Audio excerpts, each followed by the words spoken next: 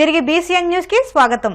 Municipal కార్మికుల న్యాయమైన PF death క్లెయిమ్ల సమస్యలను అధికారులు సత్వరమే పరిష్కరించాలని కార్మిక సంఘ నాయకుడు సుంకర రవి డిమాండ్ చేశారు. కడప మున్సిపల్ కార్మికుల సమస్యల పరిష్కారం కోసం సిఐటియు అనుబంధమైన AP municipal workers and employees union నగర కమిటీ ఆధ్వర్యంలో కార్మికులు కార్పొరేషన్ కార్యాలయం ఎదుట ధర్నా నిర్వహించారు. ఈ సందర్భంగా రవి మాట్లాడుతూ అటు మున్సిపల్ ఇటు పీఎఫ్ అధికారుల తీరు కారణంగా మున్సిపల్ ఉద్యోగులు అనేక సమస్యలు ఎదుర్కొంటున్నారని అన్నారు. చాలని వేతనాలతో ఇబ్బందులు పడుతున్న మున్సిపల్ కార్మికుల పట్ల అధికారుల తీరును మార్చుకుని వారి సమస్యలను పరిష్కరించేలా చూడాలని కోరుతున్నారు. ఈ కార్యక్రమంలో AP municipal workers and employees union నగర కమిటీ నాయకులు పాల్గొన్నారు. పీఎఫ్ ఈఎస్ఐ సమస్యలు పరిష్కరించండి. తండ్రి పేరు తప్పుంది, బిడ్డ పేరు తప్పుంది, చనిపోయిన కార్మికులకు కానీ పీఎఫ్ క్లెయిమ్ కావడంలా, పింఛన్ రావడంలా, అనేక రూపాలలో మేము 5 సంవత్సరాల నుంచి అడుగుతా అంటే ఈ కార్పొరేషన్ ఆఫీసు అధికారులు కానీ పీఎఫ్ అధికారులు కానీ ఈరోజు సెంట్రల్ గవర్నమెంట్కి సంబంధించిన పీఎఫ్ అధికారులు మా డబ్బులు ఉన్నాయా లేవా, మా డబ్బులు ఏమైనాయి, మా డబ్బులు కడతారా లేదా, ఆప్ కాస్ట్ అనే ఒక కొత్త పేరుతో చెప్పి ఈరోజు మేము ఏదన్నా లోన్ పెట్టుకోవాలన్నా, చనిపోయిన వాళ్ళ జట్టు క్లెయిమ్ కావాలన్నా గుంటూరు పోవాలి. ఎంత అన్యాయం! ఈరోజు మాకు వచ్చే చాలీ జీతాలతో గుంటూరు పోయి క్లెయిమ్ చేసుకొని రావాలి. ఒక్క ఎంప్లాయీ పోతే దగ్గర 5,000 రూపాయలు ఖర్చు వస్తుంది. మేము ఒకటే అడుగుతున్నాం, పీఎఫ్ అధికారులు కానీ కార్పొరేషన్ అధికారులు కానీ, మీరు ఏం చేస్తున్నారు? తండ్రి పేరు మా నాయన పేరు తిరుపాలంటే దాంట్లో ఏ ఉంటుంది, బి ఉంటుంది. అట్లా తండ్రి పేర్లు బిఏతోనే ఉంటారా? అనేక రూపాయలను మేము చెప్తూనే ఉన్నాం. అట్లే కొత్త కార్మికులు ప్రైవేట్ ఏజెన్సీలోనో వీరభద్ర షాపింగ్ మాల్లోనో పనిచేసే వాళ్ళకి ఈఎస్ఐపిఎఫ్ ఉంది. కడప నగరంలో 400 మంది కొత్త కార్మికులు, కోవిడ్ కొత్త కార్మికులు అందరూ ఉన్నారు. వాళ్ళకి ఎందుకు ఈఎస్ఐపిఎఫ్ అకౌంట్ ఓపెన్ చేయరు? ఈరోజు మున్సిపల్ కార్మికులు 3 చనిపోవడం జరిగింది.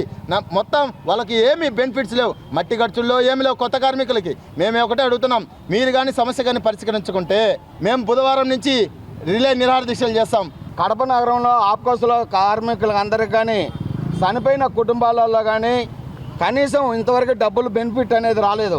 చనిపోయిన కుటుంబాలకి కనీసం వాళ్ళకి రావాల్సిన పింఛన్ కానీ డబ్బులు కానీ ఇవ్వకుండా ఈరోజు 5 సంవత్సరాల నుంచి నిర్లక్ష్యం చేస్తూ ఉన్నారు కార్పొరేషన్ అధికారులు.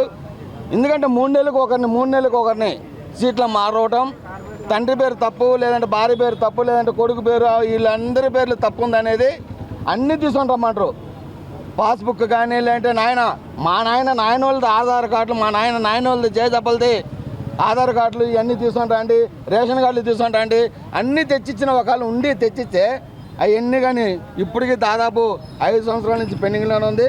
కాబట్టి మేము ఒకటే చెప్పదలుచుకున్నాం, మీ అధికారులకి వచ్చిన కమిషనర్లు కానీ ఎంహెచ్ఓలు కానీ పీఎఫ్ ఉండే సమస్యలను కానీ తీవ్రంగా ఖండిస్తాం.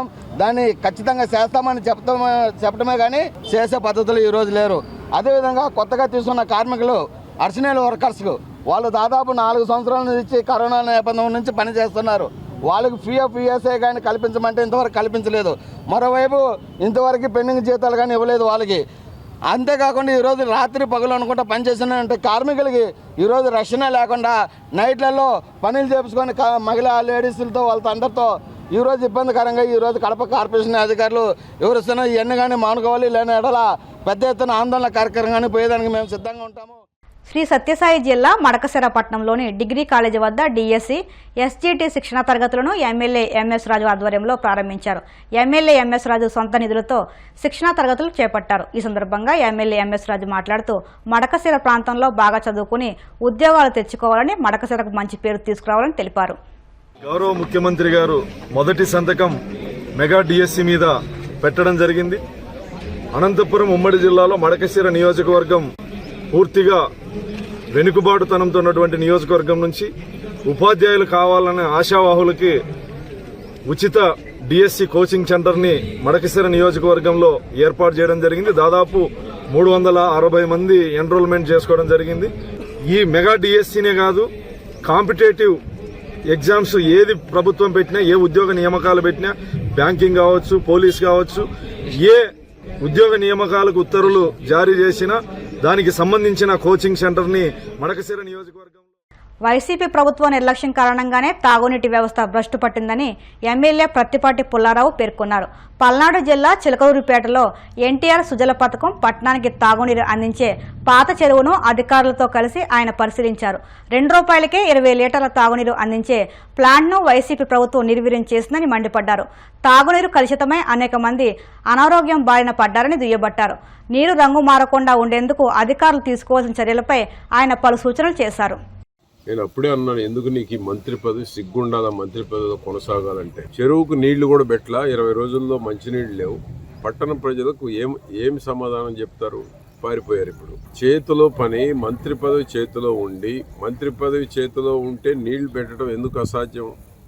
చాలా సాధ్యం. ఇది అంటే నిర్లక్ష్యం, బాధ్యతారాహిత్యం. నీళ్లు పెడితే నాకేం వస్తాయి, గవర్నమెంట్ హాస్పిటల్ బాగు చేస్తే నాకేం వస్తుంది, కమిషన్లు వచ్చే పనుల మీద ధ్యాస తప్ప ఇటువంటి ప్రజలకు ఉపయోగపడేటువంటి పని చేద్దామనే ఆలోచన లేకపోవటమే ఈరోజు చెరువుకు నీళ్లు నింపటంలో వైఫల్యం. కానీ ఎన్టీఆర్ సుజలా స్రవంతి తెలుగుదేశం పార్టీకి ఎక్కడ మంచి పేరు వస్తుందనో ఒక రాజకీయ కక్షలో భాగంగానే ఈ ప్లాంట్ను ఆపేశారు. 15 రోజుల్లో ఈ ప్లాంట్ రిపేర్ చేసి తిరిగి మరలా 15 లక్షల రూపాయలతో ఇప్పుడు రిపేర్ చేసి మినరల్ వాటర్, బిస్లరీ కిన్లేకి ఈక్వల్గా ఉండేటువంటి వాటర్ 20 లీటర్ల క్యాన్ ₹2 ఇస్తామని చెప్పాం.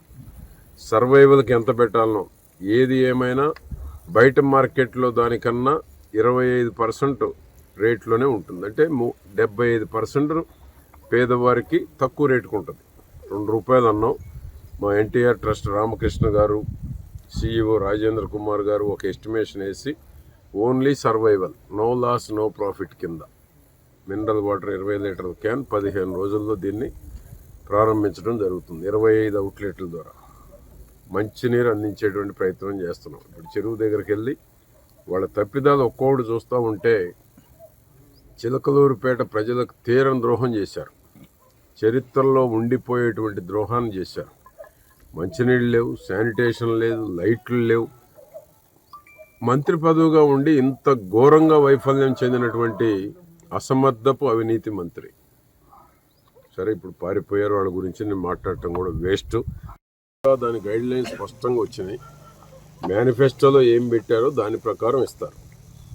ప్రతిపక్షాలు వాళ్ళు చెప్పిన మాటకు భిన్నంగా ఏమి ఉండేటువంటి అవకాశం లేదు. సూపర్ 6 1 by 1 దశల వారీగా రాష్ట్రాన్ని దివాలా తీయించినటువంటి గత పాలకులు గాడిలో పెట్టి సూపర్ 6 దశల వారీగా అమలు చేయటం జరుగుతుంది. చంద్రబాబు నాయుడు గారు ఇచ్చిన మాట నిలబెట్టుకుంటారు. శాశ్వతంగా ప్రతిపక్షం వాళ్ళని ఏదైతే 11కి పరిమితం చేశారో వారు శాశ్వతంగా కనుమరుగయ్యేటువంటి.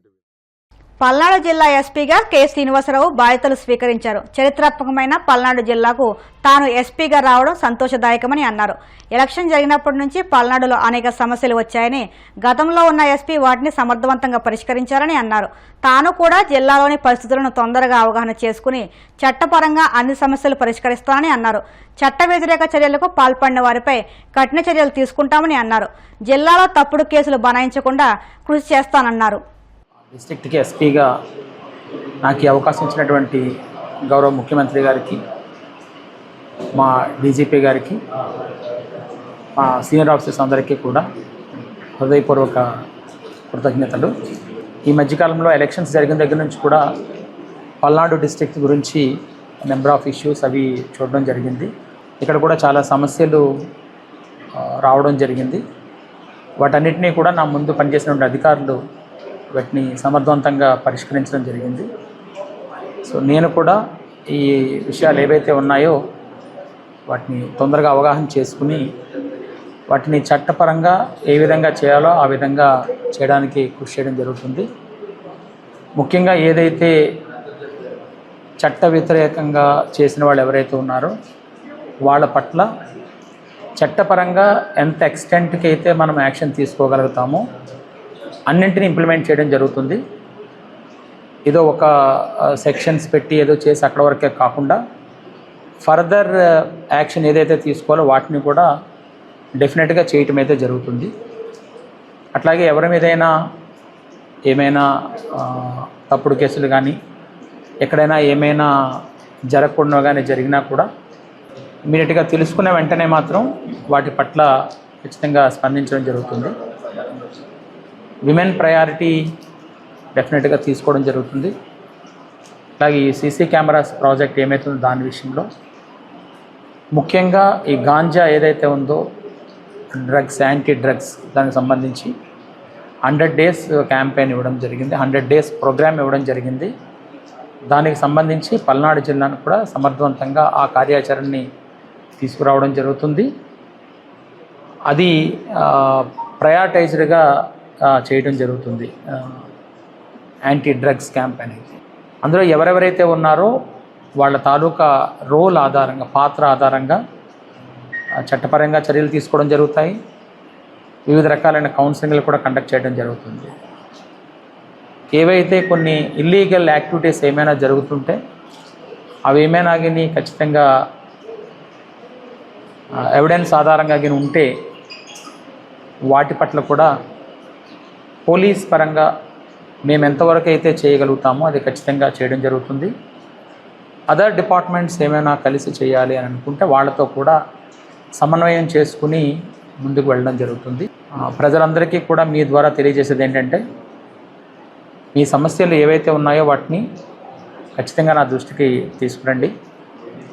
ఎక్కడైనా ఎవరైనా మీ పట్ల ఏమైనా అమర్యాదకరంగా కానీ అట్లా కానీ ప్రవర్తించినా కూడా తెలియజేయండి.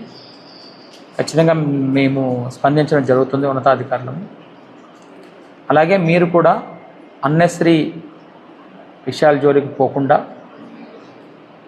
మంచి జీవన విధానంతో సక్రమమైనటువంటి పౌర బాధ్యతలను నిర్వర్తించాలని కూడా కోరడం జరుగుతుంది.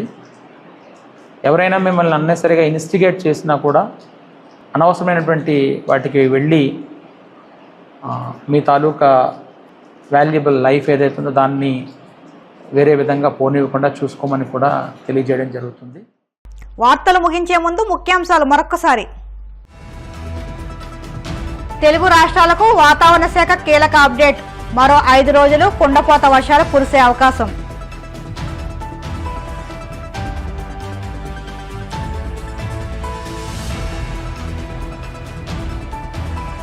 కూటమి ప్రభుత్వం శ్వేతపత్రాలపై మాజీ మంత్రి మేరుగ నాగార్జున ఫైర్. జగన్ను కించపరచడానికే అంటూ విమర్శలు.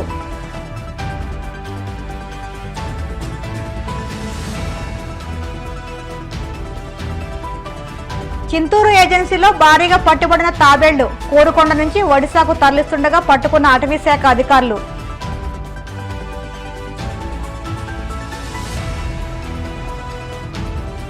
వైసీపీ ప్రభుత్వ నిర్లక్ష్యంతో తాగునీటి వ్యవస్థ అస్తవ్యస్తం.